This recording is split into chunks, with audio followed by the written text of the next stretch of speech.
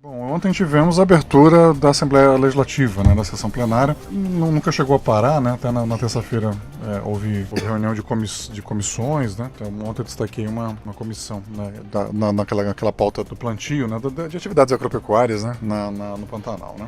Ontem houve a abertura, né, e o governador esteve lá, né? O que não costuma acontecer assim com tanta frequência, porque o Estado manda uma mensagem, né, sempre no começo do ano, destacando, né, o que aconteceu no ano anterior, né? Essa é uma prática já antiga, né? Faz-se um relatório das principais ações do ano anterior e a agenda, né? Os principais itens da agenda, especialmente a agenda legislativa para o ano que inicia, né? Que está começando. Então o Mauro esteve lá, destacou, né? Sempre naquele discurso dele muito fiscal, né? Destacou os 15% de investimento, né? Que tá conseguindo investir 15% do orçamento para fazer obras, né? Construções e reformas, que realmente é um número alto, né? A administração pública no Brasil se tornou uma pagadora de fornecedor de folha e de dívida, né, basicamente. Tem baixa capacidade de investimento, né, com recurso próprio mesmo. São cerca de 9 bilhões que ele está investindo aí com o dinheiro do chamado Mais MT, né. Enfim, destacou isso, destacou alguns resultados, né, que já foram alcançados nesses 3 anos. Claro, não assumiu se é candidato à reeleição ou não, deixou em aberto. Falou que os secretários devem sair realmente ainda em fevereiro, os secretários que serão candidatos, né, exceto o Gilberto. Ele abriu uma exceção aí para o Gilberto Figueiredo. Deu uma cutucada nos adversários, né, sobre a questão das fake news, né, porque houve uma operação há pouco tempo com foco específico em fake news, né? Envolvendo aqui pessoas próximas ao prefeito de Cuiabá. Foi uma indireta aqui que ele deu, né? Mais uma, não perde a oportunidade, né? Tá gerando bastante polêmica o projeto, né, da mudança dos critérios de partilha, né, do ICMS, aqui do Estado com os municípios, da parte que segue critérios estaduais, né? Que haverá mudança. Hoje é 75%, né? Dos 25 que vão para os municípios, 75 são em cima do valor adicionado fiscal, né? Quanto cada município arrecada de ICMS, e 25 em cima de critérios, né, que o Estado define. E pela Constituição vai mudar para 65 pelo valor adicionado e 35, né, com critérios definidos pelo Estado, sendo que 10% tem que premiar resultados na educação, né? Houve uma reunião e, pelas informações aqui da imprensa, pouco foi tocado no assunto, né? Até brinquei aqui, porque o governador falou: senhores, quem costuma ir nesses almoços são os deputados da base. A oposição raramente vai, né? Porque são almoços, né, de confraternização, de congraçamento, né? O governador, senhores, vocês estão lá para isso, né?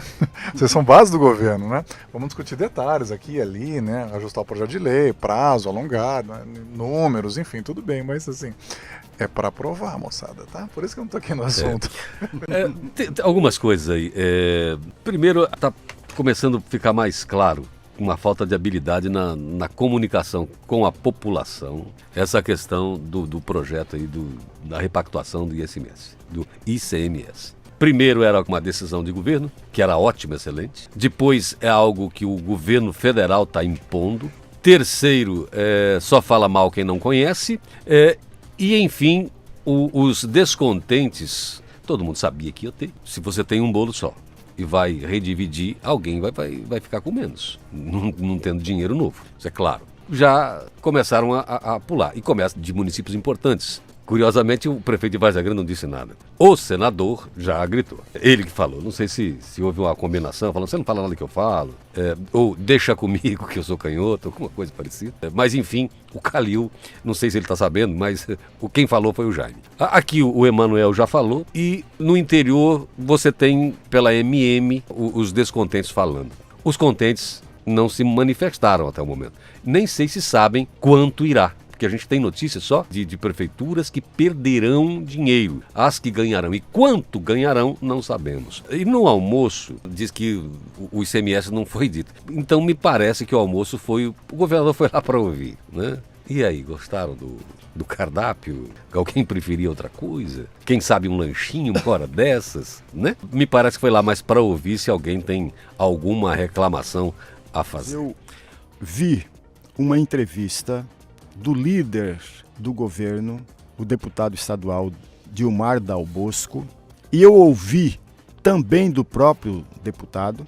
Ele menciona um item, trazendo como exemplo, Paulo, não sei se você teve acesso a isso, o Vinícius certamente teve acesso. O Dilmar Dal Bosco traz um exemplo do Santo Afonso, em que, pelos cálculos, Santo Afonso teria direito de 8,5 milhões de reais.